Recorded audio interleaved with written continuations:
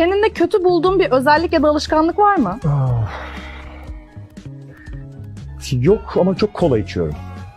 Herkese merhaba arkadaşlar, kanalımıza hoş geldiniz. Herkesin içinde yedi bitirdiği, dışarıda mesafeli görüntüler veren ve çok fazla yakın gözükmeyen Hande Erçel ile Hakan Sabancı ilk kez böyle görüntülendi. Birlikte yurt dışından çıkan ünlü çift, Hakan Sabancı'nın herkesin içinde sevgilisine olan yakınlığı hayranları tarafından görüntülendi. Görüntüleri izleyen Erçel hayranları ise Hakan enişte Hande'yi yemiş, Hakan aşka geldi, Hakan biraz yavaş mı olsan yorumları yapıldı.